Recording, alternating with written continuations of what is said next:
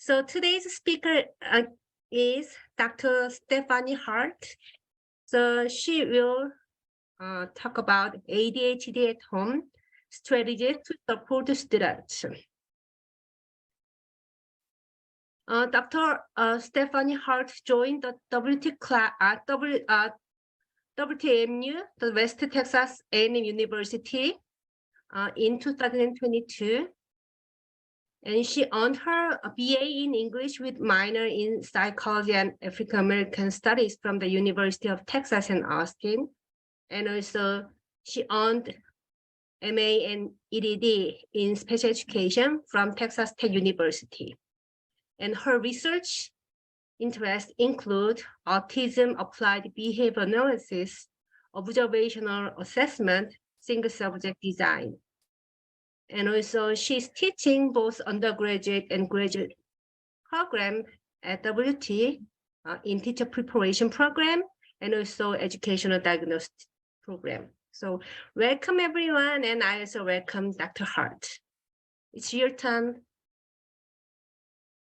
Thank you so much, Dr. Shin. Hi, everybody. I'm super excited to be here tonight. I love talking about behavior, probably a little too much. But I'm really excited to be here and to share this all with you. If you would take a minute and locate the chat feature, what I'd like you to do in the chat feature is tell me what your role is. I'm looking for roles such as you're a student, a grad student, an undergrad student, you're a teacher, you're a language therapist, you're a parent. And if you're more than one of those things, then please go ahead and put that in the chat as well. So please let me know who you are, and then I'll get started with my slides.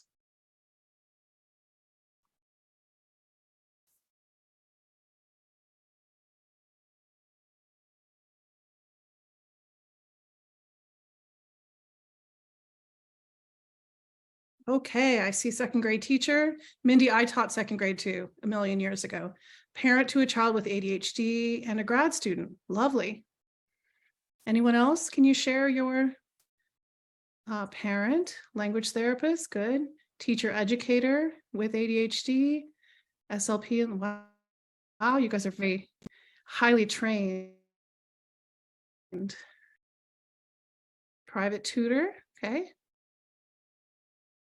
All right, so we have a few parents here on the list, but all of you who work in language therapy or with special ed students, really in any format, you also deal with parents. All right, well, thank you. Is there anybody else who wants to add to the chat? Okay, I'm going to go ahead and share my screen and get started.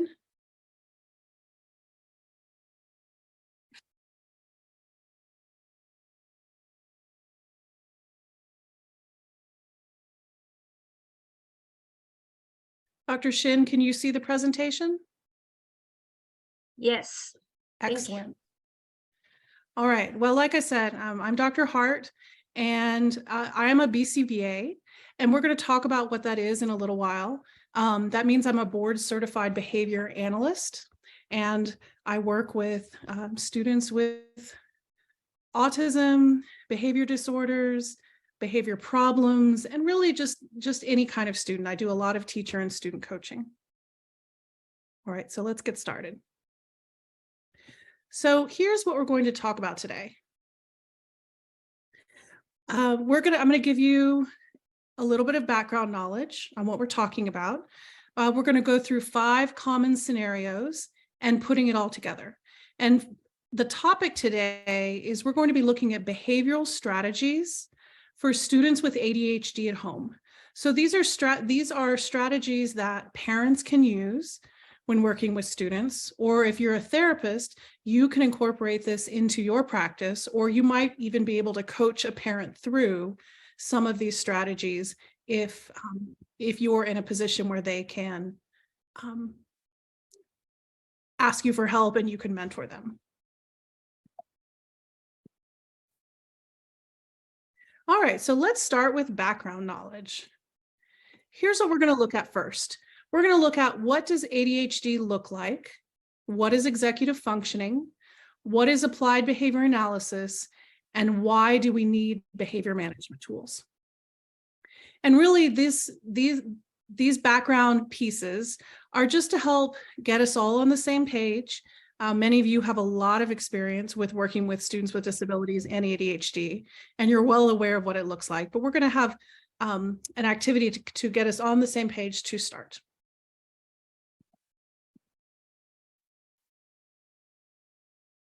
All right, so what does ADHD look like in our students? And you notice that I said look like, because we're going to be doing some observation and thinking about what behaviors our students are showing. So what does ADHD look like? Oftentimes students with ADHD, they appear to be inattentive, impulsive, distracted, disorganized, and constantly moving. Now, of course, everyone with any disability is going to have different presentations, but these are some of the common features that we often see in students with ADHD. So let's talk a little bit about executive function. ADHD is actually a disorder of executive function. And so it makes sense that our students with ADHD would struggle in some of these areas. So when we talk about executive function, we're basically talking about all the plates spinning in the air at once. And there are so many things that you do on a daily basis, so many times when your brain is multitasking that we don't even really realize it. But executive functioning has these 7 components. So adaptable thinking. And as I go through these, think about someone you know and love with ADHD, and think about if they might struggle with some of these issues. I also work a lot with students with autism, and students with autism also have executive functioning issues. So you can also think about a student with autism that you might work with. So the first one is adaptable thinking, and that's being able to change the plan or change your thinking as you incorporate new information. So we know our students with autism really don't love change, and they like to know the plan and keep the plan. Also, adaptable thinking is really thinking on the fly, and that uses up a lot of brain power. And sometimes we have students with disabilities that struggle with that. So the next one is planning. We know our students with disabilities have trouble planning ahead. Self-monitoring. Self-monitoring and self-control really go hand in hand. Self-monitoring is self-control is keeping yourself in check, and self-monitoring is thinking about your actions, monitoring your actions, those little moments of self-reflection when you notice what you're doing and reflect upon it. And we know our students with ADHD have trouble with impulsivity. And so self-monitoring is a great tool, but sometimes it's hard to get those students to activate and really use that tool. Another point of difficulty sometimes for students that struggle with executive function issues is working memory. How many things we can keep in our brain at once. The classic working memory example is a student doing multi-step multiplication problems. They're remembering the process, but they also have to remember basic math facts. And if you have the basic math facts fluent in your head, then it's really easy for you to say, oh, 8 times 6, yes, that goes here. I know the answer, and I know where it goes, and I know the next step. And we see sometimes students that don't have those fluency, those facts fluently in their brains. They have to stop and figure out the 8 times 6, then go back to complete the math problem. They may be forgetting where they were. They may be making an error as they transfer that, but it interrupts the flow because they're not able to keep everything in working memory all at once. They have to put something on hold, complete another function, and come back. And then the last 2 areas are time management and organization. Those go hand in hand with planning. And it really means being able to stop and think about where you are, freeze yourself in the moment, and then think a couple steps ahead. What am I going to need ahead? How much time will it take? And what are the materials I need to accomplish that task, and where are they? So given these 7 executive functioning areas, we can see how students with ADHD or perhaps with autism might demonstrate some of these characteristics.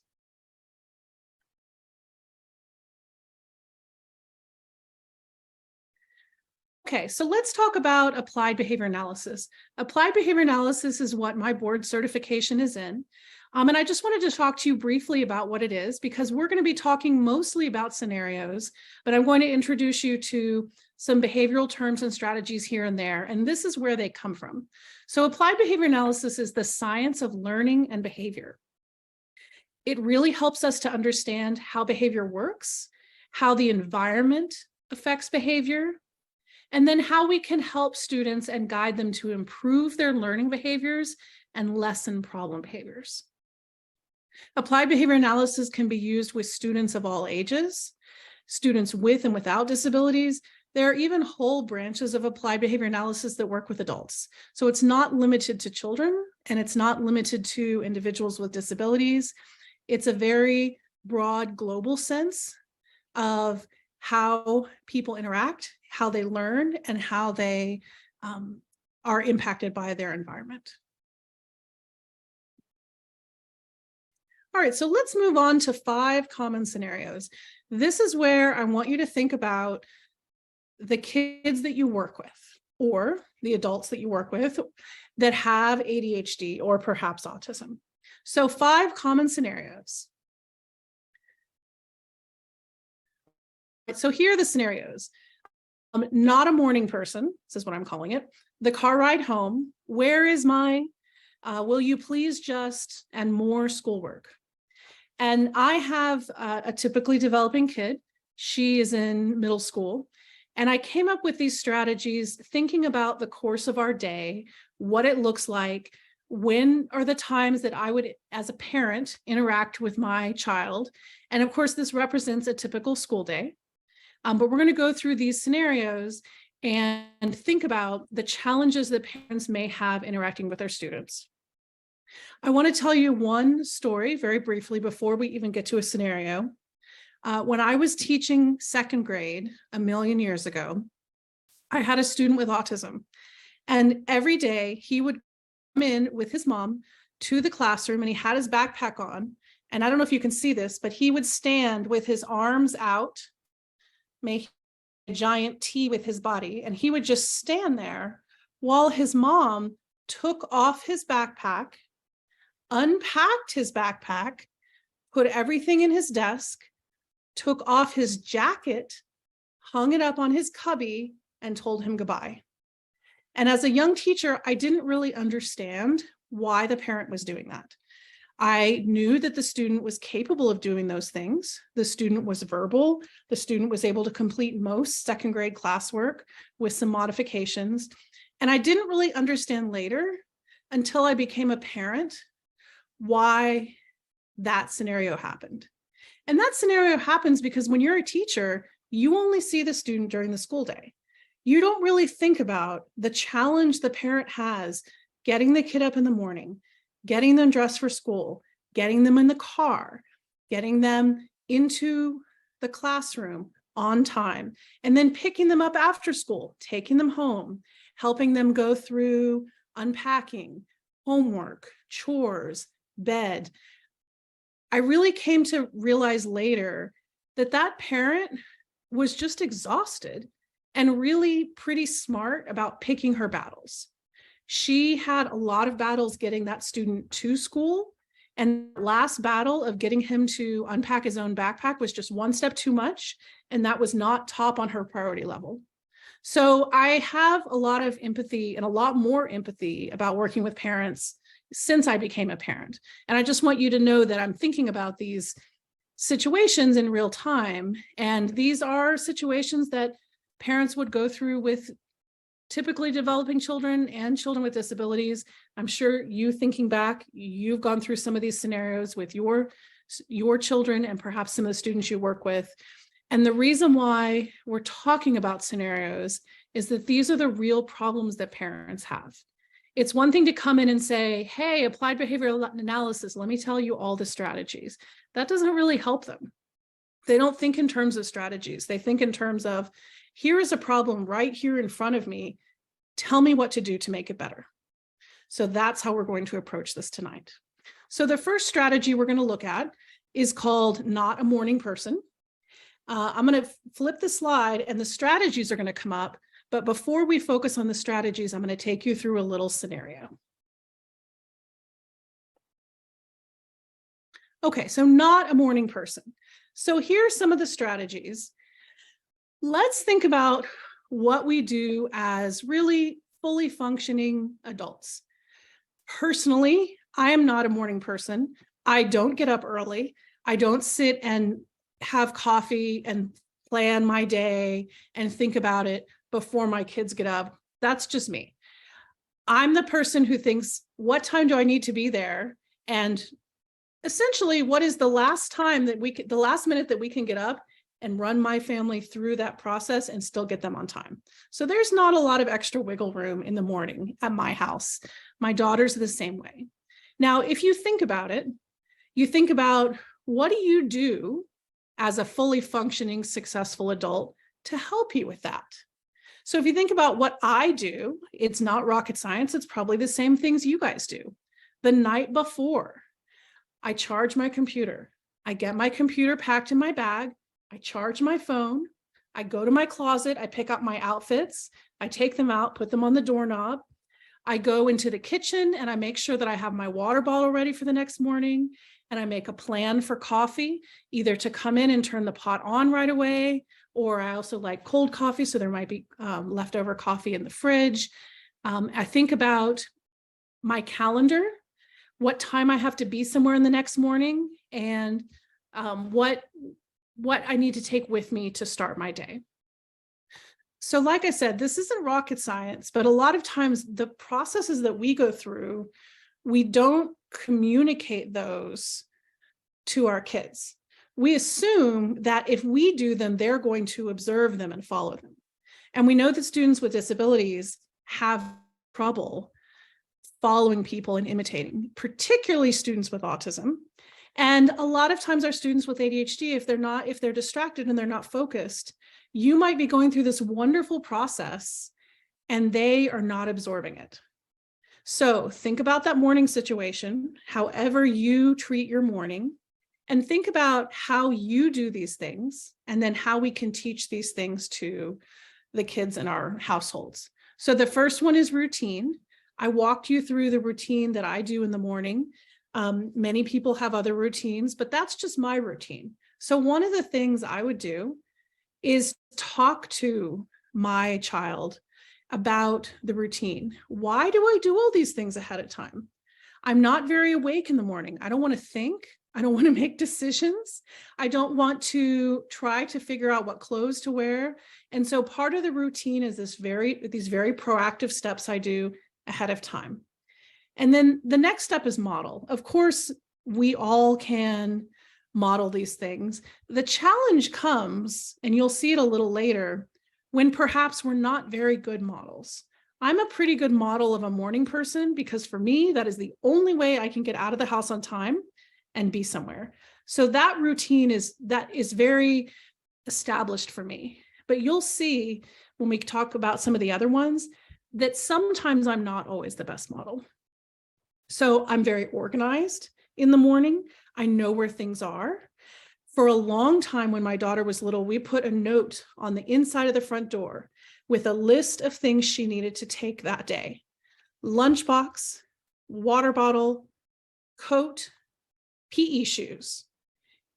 And one of the things I would model is when we get to the door, before we leave, I would read the list and say, 1, 2, 3, 4. Do you have this? Do you have this? Do you have this? Do you have this? And that was modeling the organization that we had set up. And then she got to the point where she would say, yes, I checked the list. And not only are you modeling how to solve that problem, but you're modeling the slow way of stopping and reading each one, and the more fluid way that people acquire later of, oh yes, I looked, I about it as I was walking the door, she was able to mentally check that list very quickly as she got older. So the next thing is visual cues. And visual cues are the things that we do all the time. If I need to remember my phone and my phone is in a weird place, I put my car keys next to it. You guys do that too. But when we talk to our students about these things, it helps them learn. And so, for instance, if the PE shoes need to be taken on Tuesdays, but not on Wednesdays, that's something the night before that can be put by the front door to help them remember. And then the last thing I wanted to say about not a morning person is just one thing. We know that our kids with disabilities, and even typically developing kids, they can't hold in their brain everything that we do as adults. So I tried to limit myself to just one thing to tell her on the way out the door. When I wasn't a good model, I would say, oh, don't forget your tennis shoes for PE. And don't forget that I put money in your bag because this week is the book fair. And then don't forget that today, daddy's picking you up instead of me. And so look for the different car. So that's not just one more thing. When I was really trying to help her grow and develop, I did try to consciously limit it down to one thing, walking out the door. And you can do that by building other things into the routine. So for instance, the PE shoes by the front door, maybe in the bag on the night before, you take care of that problem, and then that doesn't have to be your one more thing. The fact that someone different is picking her up, sometimes my husband and I would just switch cars and she would know. And it was one less thing she had to worry about.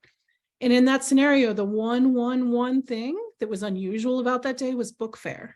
So when I sent her to school, I wanted her to remember one thing and not overload her. And I would say, okay, remember the book fair. Your money is in the front of your pocket, in the front pocket of your backpack. And there's a little routine built in there because whenever I needed to send her to school with money, I always put it in the same place. We know the huge sadness of elementary school students when they can't find their money to go to the book fair. And I didn't want that to happen with her. So I tried to set her up for success where she only had to think about one thing on the way out the door. All right. So this is something that I am not a good model of, the car ride home. Let me go back to this scenario. This is what our car ride home looks like when I am not a good model. We get in the car and I say, oh, I'm so glad you're home. How was your day? Do you have homework? And then she thinks about it. And then I say, okay, well, when we get home, I want you to make sure you wash your hands, get a quick snack. You don't have to start homework right away, but pretty soon. So let's kind of keep an eye on the time. We need to practice violin because you have a lesson tomorrow. And I just did some laundry, so we need to make sure that you have all your uniform pieces clean. So what I'm doing is I'm completely overloading her brain. Even a typically developing kid cannot focus on all those things at once.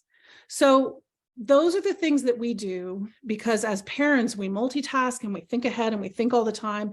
In my mind, I want to know, okay, did I tell her to wash her hands? Yes, because we still have COVID. Okay. Did I ask her about homework? Because I need to know about homework now as I make the plan. And for me, I need all that information to plan my night, but she doesn't. And so we start to think about some strategies to be better models. So one of the strategies is chunking and timing.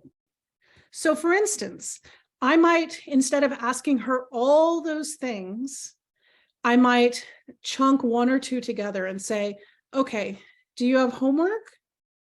How long do you think it'll take you? And then she thinks, and then she tells me, and then I stop. Just stop and let her brain catch up. I don't need to ask her about all those other things, just homework. And then we also think about prioritizing and timing. So prioritizing and timing is very useful because me reminding her to wash her hands when we're in the car is pretty useless. I need to give her that prompt right at the right time. So perhaps I would prioritize asking her about her day in the car and then asking her about homework, and then stop. And then as soon as we walk in the door, I might give a chunk of 2 more commands. When we walk in the door, I might say, put your backpack away and wash your hands, and then stop and give her time to process that. And it's really hard because as adults and as teachers and parents, we want to just share everything that's in our brain. And that's not always helpful for the kids that we work with. So I prioritized and decided what I wanted to do, talk about in the car, which was maybe homework. When we got inside and it was actually time to put the backpack away and wash hands, that's when I gave the prompt. I prioritized when and what I'm prompting. And then the last thing is picture schedules. So the most successful families have a routine after school. When you have a routine after school, and you might have it with a list, or you might have a picture schedule that you're all familiar with, a picture schedule showing the steps. The beauty of a picture schedule is that you give one prompt. Oh, check your schedule. And because you've worked with the student, and this also carries over for working in school, working in therapy settings, they come in, you give one prompt, check your schedule, and then the kid or the student can go through a few steps independently. The beauty of them going through it independently is you don't have to prompt them. Because I know my daughter says sometimes, I just tell her to do too many things at once. I'm not giving her time to think through them. I'm not giving her time to pause. And I'm making her depend on my verbal cues for everything. Whereas a picture schedule gives her a sense when she was younger of independence. And she could come to me and say, okay, I did my after school list. So again, we're thinking back to executive functioning, how we can take all the input that you have in a family and as a parent and package it in a way where a child would understand it more easily. All right, so let's talk about the next scenario. Where is my blank? We know students with ADHD have problems with organization.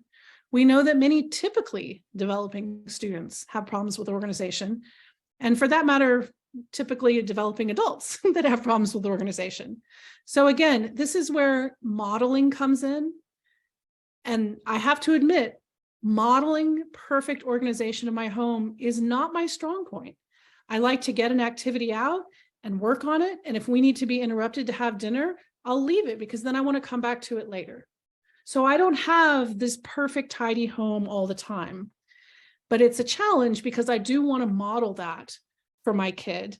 The whole point is that we want our kids to be able to get to a point of being independent and not having to depend on us. And we all understand that. We love our kids to death. I love my daughter to death. I don't want her to live with me when she's 20 or 30. I need her to be a fully functioning, independent adult who knows how to do these things because I've slowly taught her over time. So we've been working on organization. So if you think about natural cues, so I'll read through the list and then we'll go through them. So we have natural cues, visual labels, calendars, and what I call logical homes. I couldn't really think of a better word for that. So the first one, natural cues. You're going to realize that a lot of this sounds like things you read about on BuzzFeed.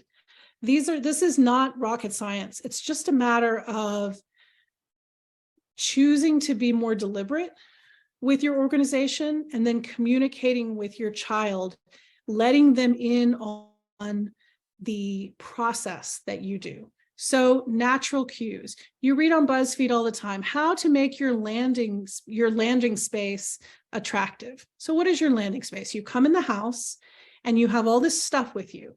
And so you have to think about, where do I put my keys? Where do I put my bag? Where do I put my shoes? Some of us come in and have little tidy spots for everything. Some of us do not. But when we have kids, we realize that they often do not have those tidy spaces unless we help them do that. So if we think about natural cues, maybe coming in and having a piece of furniture, an entryway with a little container, that's where my keys go. And you can even tell your kids that from the time they're very young. My keys go here, my shoes go here, my coat goes here. And you'll notice the way that I'm explaining that in very small, straightforward steps. That's good for our kids that have executive functioning issues. It's also good for our kids that are younger and developing language. It's also good for our kids that have problems like ADHD or autism, where maybe digesting and comprehending and understanding language is a struggle for them. And they need to hear short, tiny pieces with pauses in between. So if you build these supports for yourself, talk about them as you do them, label them, use these natural cues. They're natural cues because there's something that you see when you come in that reminds you to do those things. The next is visual labels. I had a friend growing up who had twins. She was great with behavior strategies, and she wanted her kids to be really independent. So they had a dresser, and she labeled it so they could put their clothes away. She didn't label it with words because they weren't able to read words at the time she was doing this. She just printed little pictures: shirt, shorts, socks, shoes. And she said, okay, it's time to put your clothes away. Here's a pile, a small pile to start. Go put these away. Or maybe she even started one step before that and said, here's a pair of socks. They're clean. Go figure out where the socks go. So basically what I'm getting at is all of these strategies we use in teaching and to keep our own adult lives organized, we can use those to positively impact the behavior of the students we work with and the kids we work with if we are verbal and take the time to walk them through it, because they may not just observe and do everything as you do it. So the next thing is a calendar. Of course, we all have calendars. It's really interesting. When I walk into classrooms, I often ask teachers, where is your schedule for the day? And that's very enlightening for me, because sometimes they flip open their lesson plan books and they say, this is my schedule for the day. And then sometimes they have it on the wall and they have it listed out or on a board.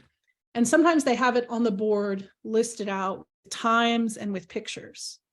And you think about, of those different options, which ones help the teacher but also help the kids?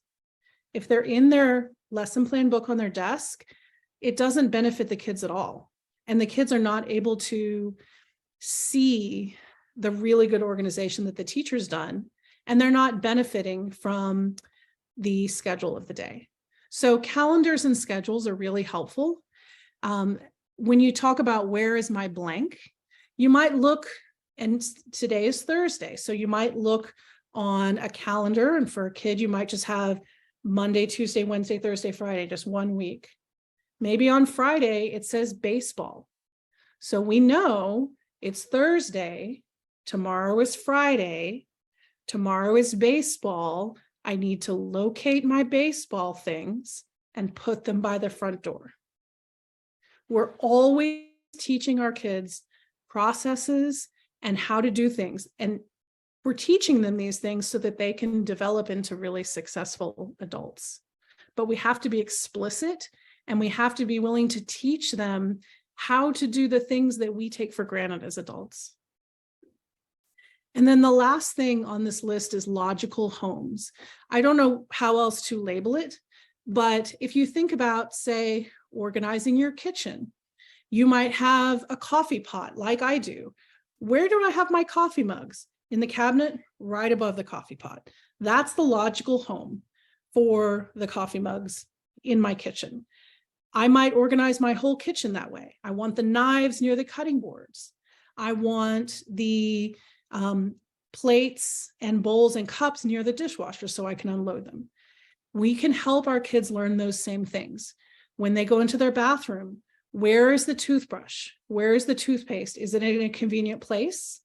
If you think about where the logical home is, then that becomes a visual cue or a natural cue for a kid following a picture schedule, for example. Okay, so the last two areas, will you please just, and more schoolwork. We're getting into areas after school that are really tough for parents. We have demands we need to make we have demands we need to make of our kids. We need them to do chores. We need them to do homework. We need them to eat dinner. We need them to take a shower every night. No matter what happens, they have to do these things. And there may be even more things they have to do. For instance, practice a sport, practice an instrument. There are lots of things that we need our kids to do that they really don't want to do. Homework can be particularly challenging for parents. Again, a lot of parents on a routine basis, their kids come to school with no homework. But why is that? Is it that the parents don't care about school and don't care about homework? Probably not. It may be that the act of doing homework is so stressful for that family that they prioritize something else. Just like the student who came in and put his arms out so his mom could take off his backpack. She was prioritizing something else and deprioritizing taking off the backpack. So there are lots of reasons why kids may not bring homework, as you well know. So we're going to use some of these same options for will you please just. So this is thinking, will you please just clean your room? Or maybe clean your room is a way too big of a task. Will you please put your dirty clothes in the laundry basket when you're done? Will you please pick up the toilet paper off the floor? Will you please put your two shoes together in the same room so we can find them? So these are the things that we're asking kids to do, and they're not fun. We can't make them fun, but we can try to arrange the environment, like we talked about in applied behavior analysis, so that it's a little easier for them. It's easier for them to complete the steps, and it's a little more rewarding. So we go back to chunking. Cleaning a kid's room, way too big of a task. I'm sure you've noticed if you ask your kid to clean their room, they don't do a very good job if they do it at all. So again, we might think about chunking. Pick up this and pick up this. Like in the process of cleaning up your room, okay, here's the laundry basket and here's the trash can. Anything that's dirty goes in the laundry basket. Anything that's trash goes in the trash can. I'll come back and check on you. Little chunks. Cleaning the whole room is overwhelming to any kid, especially kids that have trouble processing things in sequence or focusing. Little chunks. Another strategy would be choice. Do you want to do this first or this first? We only have time for one chore today. Do you want to clean your bedroom or your bathroom? So giving the kids some choice. Now, bedroom or bathroom, those are both, in my mind, kind of equal choices. They're not great, but giving them choice helps them understand that they have a little bit of a sense of control. Again, small chunks and a few choices. And then the next one is reinforce and reward. I often hear parents or teachers that don't have behavioral training saying, well, we don't want to reward our kids for everything. They need to be able to do it by themselves. They need to be able to do it without a reward. But think about it. Why do you go to work every day? Yeah, it's rewarding. Yeah, I like working with kids, but I also get paid. Would I do that every day if I didn't get paid? I don't know. Maybe I'd be a little more lax about it. That's a reward for me going to work. It's a reinforcement. When you provide some sort of reward or reinforcement, it increases the likelihood that that behavior is going to happen again. And that's what we want. So you might say, okay, do you want to clean your bedroom or your bathroom? You want to clean your bedroom? So that's choice. You want to clean your bedroom? Great. We're going to do dirty clothes and trash. And when you're done, I'll give you 20 minutes on the iPad. So you're setting them up for success. You're saying, do this little bit, do this little bit. You get to pick the order. And when you're done with these pieces, here's a reward. That's going to set up the kid to be able to go through without having huge tantrums and arguing with you. So that's what I want to talk about next in terms of de-escalating and tone matching. And let me tell you, I was really bad at this. This is not human nature. It is not the way most people's brain works. I was going to show you a little clip. I thought about showing you a little clip from the movie Inside Out, the one where it has the little tiny characters inside the kid's brain thinking about what's happening. And in that scenario, the parents are asking questions and the kid's getting annoyed and more annoyed. And finally the kid says, "Will you please shut up?" And then the dad says, "Okay, that's enough." And so what you have is you have a situation where they were not de-escalating and they were tone matching. When your kid comes in all mad, it's human nature to match their tone and yell back. When their kid comes in and say, "Where are my shoes? You never help me find my shoes." It is so easy to yell back, "That's because you don't put them in the closet like I told you to."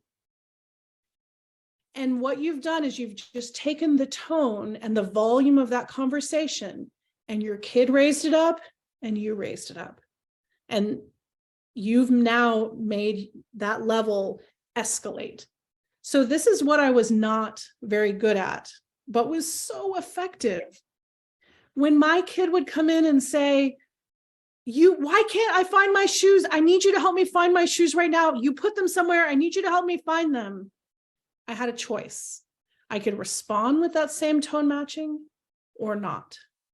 And it was really hard. But when she came in and she was all animated like this, the next thing I said was, "Did you look in your closet?" It's lower, it's slower, it's calmer. And when I talk that way, then her voice comes down. It's the same trick that preschool and kindergarten teachers use when they need kids to settle down on the carpet for reading. I had a wonderful kindergarten teacher I worked with, and all the kids would be, sitting and squirming on the carpet, and she would say, "Do you know what? It's time to read my favorite book." And then she would pause, and all the kids would lean in and they'd listen and whisper. And she just took the whole tone of that room from crazy and loud to whispering and focused. So that's something to try. And like I said, it's really hard because it's not human nature. But whenever you are in a discussion with your kid and they're starting to escalate, if you can consciously take it one level down, you'll see really good results.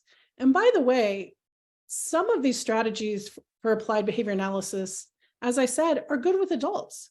When you're in an argument with an adult, if you can stop and avoid tone matching and take it down, you'll get to the end of that conversation or disagreement much faster. So here's our very last scenario, which is can't versus won't.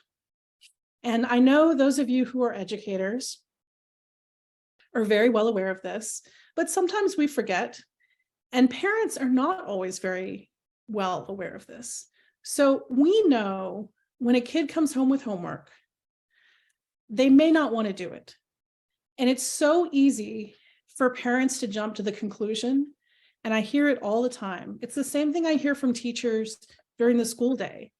They say, "He just won't do it. He doesn't want to. He refuses. He just says he doesn't want to do it, and he won't. He's just refusing." And that's a valid observation, but we need to probe a little more and think about he won't do it or he can't do it. So if you think about homework, the parent naturally assumes whatever the kid brings home, the kid should be able to do. We know working with kids, that's not always the case. Sometimes they don't want to do it because they can't do it.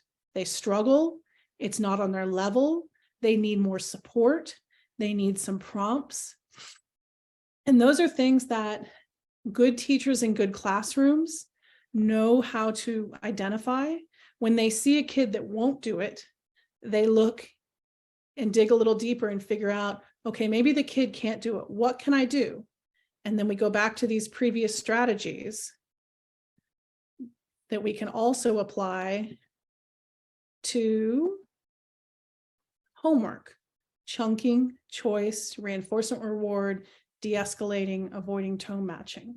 So as a therapist or a teacher, you might have to train parents to say, okay, here's a math sheet. If your kid has trouble doing all this, maybe your kid has autism, maybe your kid is just struggling with math, maybe your kid has ADHD, use a piece of paper, cover up the extra rows, focus on one row at a time, chunking. Again, as teachers, we do this, but we don't often take the time to coach a parent into doing it. Same thing as choice. Do you want to do the math first or the reading? They both have to be done. A little bit of choice is helpful. Reinforcement or reward. What do you want to do when you finish your math homework today? Would you like to play a Nintendo game? Would you like to play with your brother? Would you like to go outside? What would you like to do when your homework is done? So again, choice, you're giving them a reward or something to reinforce their attempts. And then thinking about de-escalating and avoiding tone matching. I know there were many times when my kid came home and said, I struggled with this in math today. And obviously this is an older kid now. I struggled with this in math today. I don't want to do this homework. I couldn't do it in class. I didn't understand it. The last thing I can do is do more homework. I don't want to do this. I can't do it. And I need to think about my tone matching. Go in and say, oh, can I sit with you? Can you try doing just one problem? Can we look at your notes? When is it due? Just taking them down, down, down, down, down.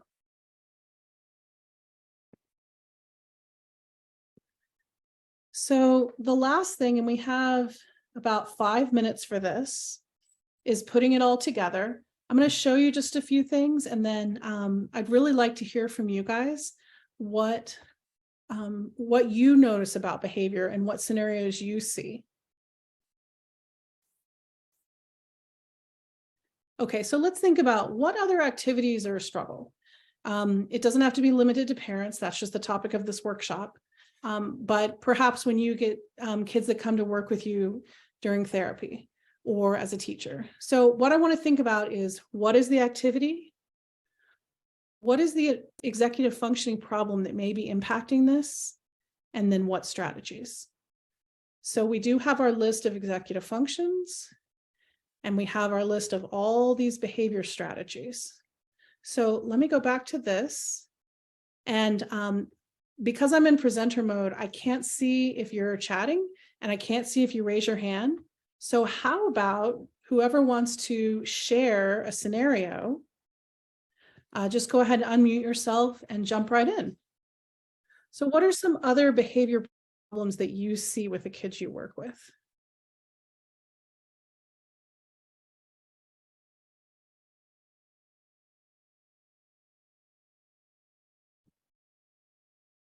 Hi, one of the problems I see is whenever my kids are in center, some of my kids have really struggle with stopping what they're doing to transition to the next thing. They're having fun, they want to stay in that center and they don't want to stop, even whenever they've been given like, okay, it's time to clean up, and they just don't want to clean up. So what age students are you talking about? Elementary, most kindergarten, first and second. I think that's a great scenario. It's a really common scenario, especially in, say, kindergarten, first grade. A lot of teachers use that center time format. It's a great format to use. You know, as teachers, we do it because then we can sit and work with a small group while some students do things independently. But let's think about the executive functions that might impact that, and then some of the strategies. So I know that self-control is one of the strategies or one of the functions that might be impacted. I remember from when I was a teacher, some centers are more fun than others. Sometimes you really want to stay in that center, or you look forward to another center, because some of them are really more disguised as work and some of them are more disguised as play. And even though the kids might not be able to verbalize that, they do feel those things and they do notice. So maybe self-control, certainly self-monitoring. When we're talking about a small group of kids working together, they need to share materials, they need to stay in their space, they need to stay focused and really get their task done in the allotted time. And of course, that goes over to time management. Most of the time with centers, we have students rotating through, and they only get so much time to do those. And my daughter in particular always struggled with centers. It took her a long time to get started with an activity. And then when the time was up, she wasn't finished. And she came home in some of those early years very stressed, saying, I had 6 centers I didn't finish today. And if you think about the kind of stress on a young elementary kid, that's a lot of stress, thinking I had 6 things I didn't finish today because her time management wasn't fully developed yet. So let's think about some of the strategies. So let's see, what are some of the strategies we can use? And we were specifically talking about transitions. So first thing, I think the schedule is helpful. A lot of times younger teachers of younger grades have a schedule so they can see the order of centers. Some of the teachers don't have that, and the students just know that they're sort of moving in a circle from center to center. But some of your students may not be able to observe that imaginary circle and figure it out. So sometimes having a schedule or an order of centers might be helpful. Oh, I know you want to do Legos. Look, you're here on counters and Legos is next. First counters, then Legos. And so you're showing them explicitly something that your brain figured out, 2 weeks ago, what's coming next. And then we know that with students, sometimes we need to use visuals. We need to use a visual schedule. We need to use those wonderful visual timers that have maybe red, and the red gets smaller and smaller and smaller. And then when the red is eliminated, the time is over. So using all of those pieces, all of those tools to help students know that the transition time is coming up. So schedules, visuals, lots of reinforcement at the end. Oh, I see that you're cleaning up. That's so great.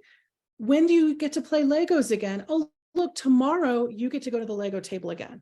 So you're reinforcing, you're noticing, you're taking it back to that schedule. With timing, we're using timers and routine. So sometimes using all of these things together can really help. And that doesn't mean that good teachers don't use these things. They do, but just like a parent, oftentimes what I find is a teacher sometimes in the moment forgets to use the really good tools that they've built and be explicit and talking through it.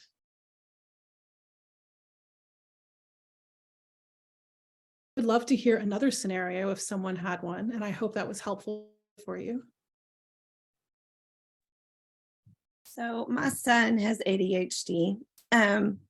He is an 8th grader, and we are having lots of problems with missing work. So I look at his grades and there's all these missing papers. And, I'm kind of at a loss of what to do to help him at school.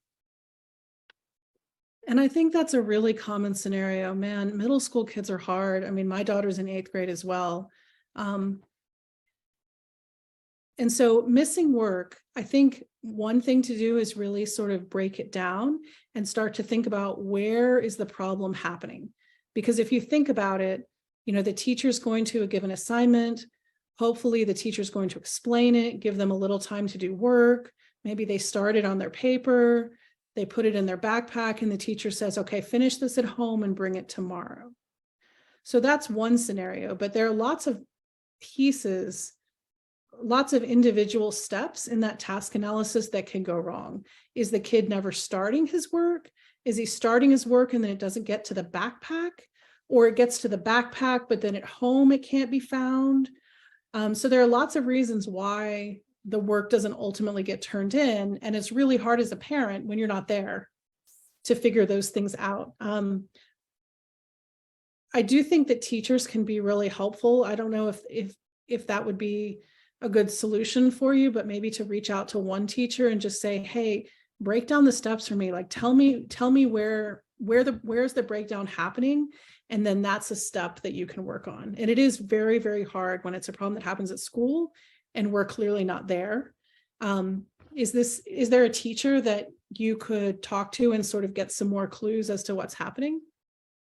Yes, it's not only in one class, but it's Mm-hmm. a lot of one class. So I see more missing work from one class Mm-hmm. than the rest. So possibly talking to her might help.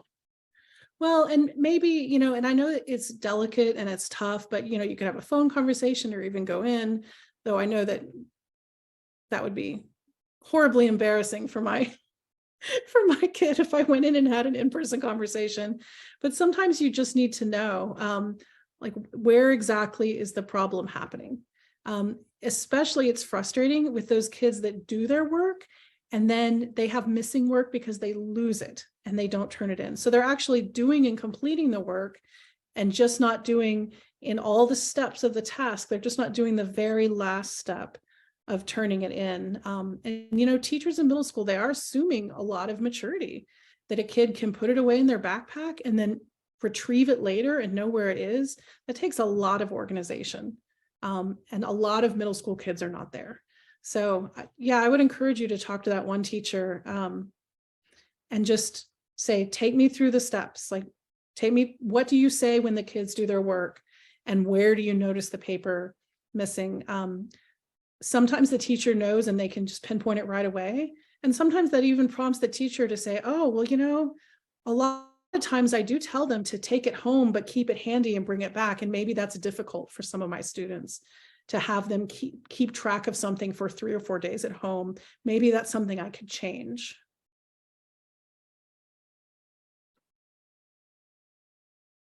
So no easy solutions here. That is definitely one thing I've noticed about behavior. It's really easy to know what you should do. It's a lot harder to do it. Just because we tell our kids to put their shoes away doesn't mean they do it. There are a lot of little teaching steps. And so a lot of this is just slowing down and being really intentional with conversations and being intentional about tracking down where the problem is. And it's hard to be intentional in our lives. We want to go through, we want solutions. I mean, when I was typing this out, why can't you just, I know that I've said that, or could you please just, I say that a lot because my brain is working a lot faster than a kid's brain. And it's happened once and we think, well, now it's going to be a perfect behavior, right? Because you did it, and it's not. So I want to follow up just with this last slide. And I really appreciate you two that spoke up. I don't profess to solve any of your problems in this Zoom meeting.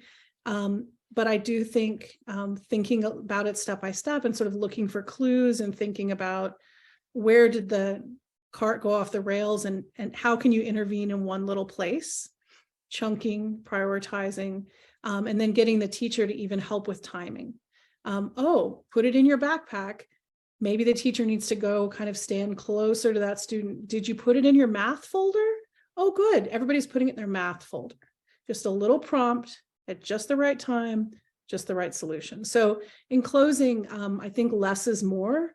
Our brains go a million miles an hour as parents, and we want to prioritize and just guide in this area, slow it down, guide in this area. These are a lot of prevention tools that hopefully help problems correct themselves later. And then really the last thing is, and I know this is very hard, I wasn't good at this either, but don't take it personally. Our kids are not trying to frustrate us. They're not trying to be messy. They're not trying to be disorganized. that's just what they're doing. And it's just the steps they're going through. And it rarely has anything to do with us, but sometimes as parents, it's so easy to take it very personally and blame yourself. When, cut yourself a break. It's okay. Everybody has these problems, and everybody has different problems with their kid, but nobody's kid is flawless and easy. Trust me. Well, we're at our time here at 7:30. I am happy to discuss farther with anybody. I'm going to stop sharing so I can see your face. And I would love to answer more questions, or if you all need to go, that's fine too.